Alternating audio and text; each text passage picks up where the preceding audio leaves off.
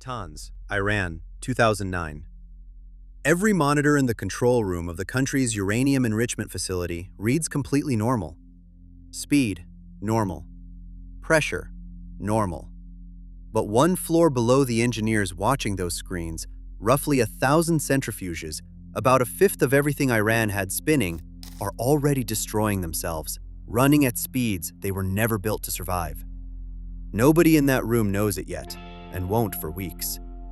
This is level 1 on a list of 7, and it's not even the worst one.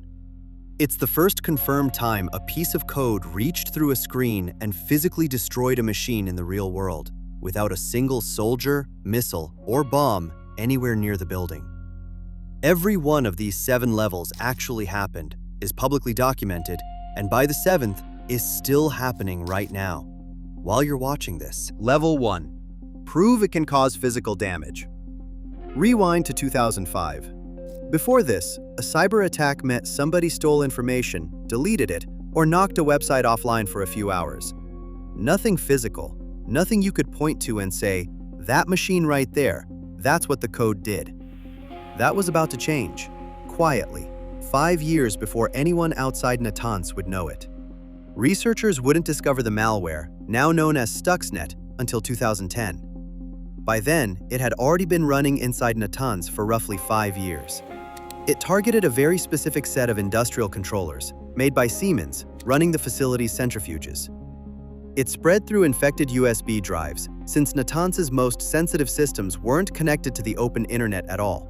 And once inside, it exploited 4 separate, previously unknown flaws in Windows just to move across the internal engineering network undetected. Here's how it pulled off what those engineers never saw coming.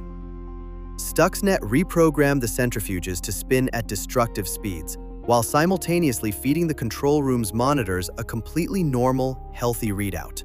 The exact readout you just watched them trust. That's how roughly 1,000 centrifuges tore themselves apart in plain sight of the people whose entire job was to notice. Nobody has ever officially claimed responsibility for Stuxnet. No government has confirmed building it. What's not in question is what it proved. That a piece of code, delivered carefully enough, can reach past a screen and physically destroy real machinery without a single soldier, missile, or bomb anywhere near the building. It proved the concept against one target, built specifically and painstakingly for that one facility. It didn't prove the same idea could work against an entire country's infrastructure, the kind ordinary people rely on every day. That test came next. Level 2. Tested against a civilian population. Level 1 hit a single, heavily guarded facility, built around one very specific target. Level 2 moves to an entire country's power grid and asks whether the lights actually go out. On December 23, 2015, a group known as Sandworm, tied to Russian military intelligence, used malware called Black Energy against 3 Ukrainian energy companies. The substations had actually been quietly compromised up to 8 months earlier. When the switch finally flipped, 30 substations went dark, and roughly 230,000 people lost power for anywhere from 1 to 6 hours. It's considered the first confirmed blackout ever caused by a cyber attack. Sandworm came back exactly 1 year later.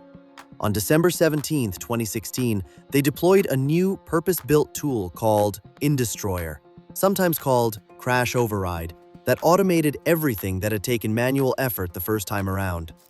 It cut a fifth of Kyiv's power for about an hour, and investigators later found the attackers had also tried to cause actual physical damage to substation equipment the moment operators attempted to restore power. 2 blackouts, deliberately targeted, a year apart, proved this doctrine works at the scale of an entire city.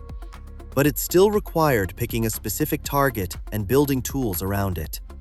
The next question was whether the same chaos could happen without needing to aim at anyone in particular at all. Level 3. Weaponize chaos at a scale nobody can actually control. What happens once a weapon like this stops staying where it's aimed? In June of 2017, Sandworm, the same group behind both Ukrainian blackouts, hid a new piece of malware inside a routine software update for a Ukrainian tax program almost every business in the country used, called EmiDoc. Anyone who updated the software got the malware bundled in for free. It then spread using the same leaked exploit, Eternal Blue, that had powered WannaCry just weeks earlier. It was dressed up to look exactly like ransomware, but it wasn't. There was no actual way to pay and get your files back. Once it encrypted a machine, that machine was simply gone. It hit Ukraine hardest by far. But it didn't stay in Ukraine. It spread to 65 countries. The shipping giant Maersk had its entire global network go down at once and had to rebuild it completely from scratch in just 10 days, replacing 4,000 servers and 45,000 computers. The final bill for Maersk alone landed somewhere around $300 million, and Maersk was just one of dozens of major companies hit. The pharmaceutical company Merck had NotPetya spread across roughly 30,000 of its computers, disrupting actual vaccine production and eventually costing the company over $1 billion once every expense was totaled.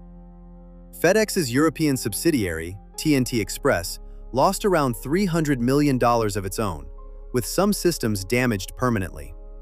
Analysts still call NotPetya the single most financially destructive cyber attack in history, with total global damage estimated near $10 billion. Had it actually been aimed at the United States on purpose, instead of just spreading there by accident, estimates put the potential damage in the tens of billions. NotPetya proved a weapon could completely escape its intended target and still cause historic damage. But it also got noticed within hours and attributed within months. The next evolution in the doctrine isn't about causing more damage. It's about not getting caught at all. Level 4. Infiltrate the supply chain of trust itself. What if the attack never looks like an attack because it walks in through a door everyone already trusts completely? In December of 2020, the world learned that Russia's Foreign Intelligence Service, the SVR, through a hacking unit known as APT-29, or Cozy Bear, had spent months inside the build process of a piece of software called SolarWinds Orion, an IT monitoring tool used by governments and corporations everywhere. They inserted their own malware directly into a legitimate, digitally signed software update. Customers didn't get tricked into downloading anything suspicious. They just did a routine update, the same one they'd done 100 times before, and the backdoor came bundled in along with it. Here's the detail that makes this one sting. The whole campaign only came to light because the hackers got greedy. In early December of 2020, the cybersecurity firm FireEye discovered that its own internal red team tools, the very software FireEye uses to simulate attacks against its own clients, had been stolen. While FireEye was investigating that breach into its own systems, its own security researchers traced the intrusion back to a tampered SolarWinds update, and only then realized they'd stumbled onto something far bigger than an attack on one company. The hackers were caught because they broke into the house of the people whose entire job is catching hackers. That single compromised update gave the SVR potential access to more than 16,000 systems around the world. They didn't touch most of them. This wasn't about mass disruption, it was espionage, and a patient, selective kind. They specifically targeted a handful of high-value victims, including United States federal agencies and, notably, several cybersecurity companies themselves. The US government formally named the SVR as responsible in April of 2021.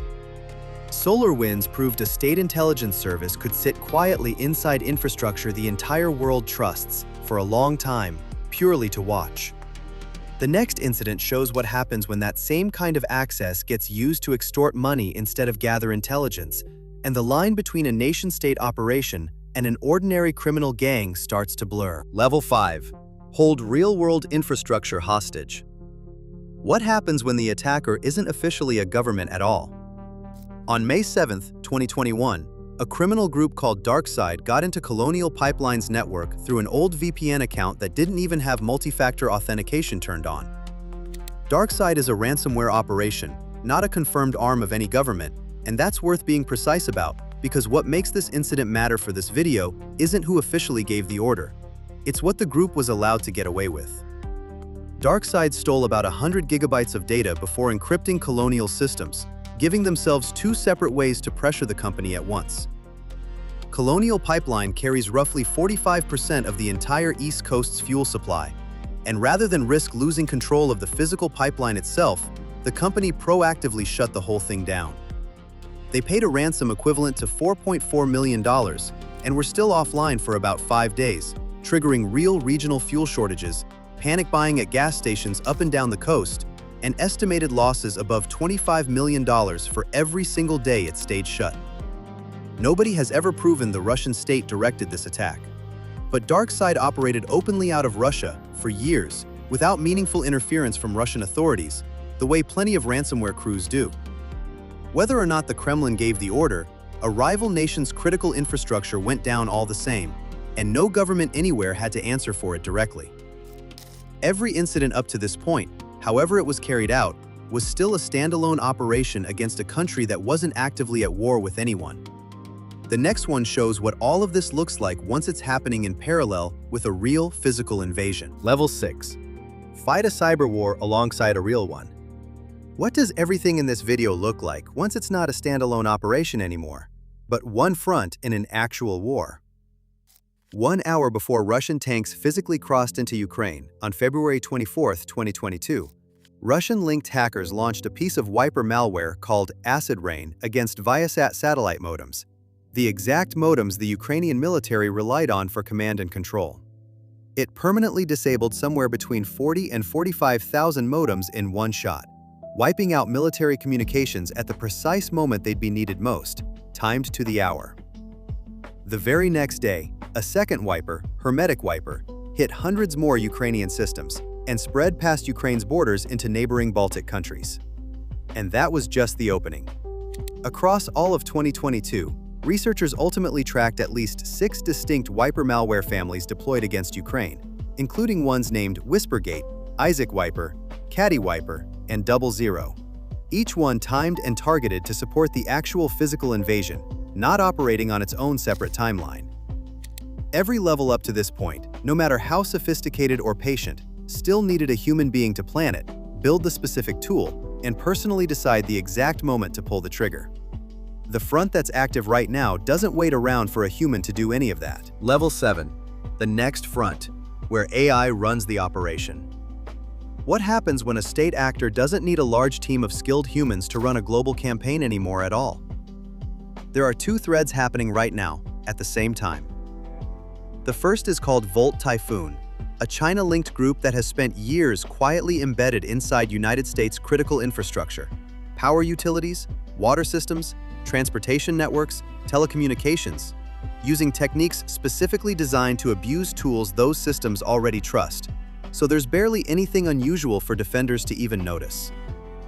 In 2026 congressional testimony, the director of the NSA and Cyber Command described this positioning as being for, quote, disruption or destruction, not espionage, meaning the actual goal isn't stealing anything. It's being ready to cause damage the moment it's ordered, during some future crisis. Whether Volt Typhoon has actually been removed from these systems is genuinely disputed. The US government claimed it was largely contained back in 2024, but reporting throughout 2026 suggests real concern that it's still there. The second thread is even newer. In November of 2025, the AI company Anthropic disclosed that a Chinese state-sponsored group had used AI extensively throughout an entire espionage campaign, targeting roughly 30 organizations around the world. According to that disclosure, AI reportedly handled somewhere between 80 and 90% of the actual operational work across the whole intrusion, tasks that used to require a large, trained human team working around the clock. Every level in this video was a nation, or somebody operating comfortably in a nation's shadow, doing more damage with a keyboard than an army used to need tanks and soldiers for. What's actually different about this last level isn't the ambition behind it. Nations have wanted this kind of leverage since Stuxnet. What's different is that the person actually doing the work might barely be sitting at a keyboard anymore at all. 7 levels, and every single one of them is a real, documented event, not a hypothetical. Physical damage, proven. Civilian infrastructure, proven. A weapon that can escape control entirely, proven. Silent infiltration through something everyone already trusts, proven. A state's tolerance working exactly like a state's direct action, proven. A cyberfront fought in perfect sync with a real invasion, proven. And now, barely needing a human being at all. This map isn't finished. It's not even close to finished. Somewhere, right now, while you're watching this, Level 8 is quietly being built by somebody, and we probably won't hear about it for years. Here's the question this whole video keeps pointing toward, and nobody has a clean answer yet. Once the exploit gets found, the code gets written, and the moment gets chosen by an AI model instead of a person, who's actually accountable? A government that never touched a keyboard? The company that built the model? Nobody at all? I want to know where you land. Tell me in the comments, along with which level you want a full deep dive on next, because that's exactly how the next video on this channel gets picked. Subscribe if you want to see Level 8 confirmed the moment it surfaces.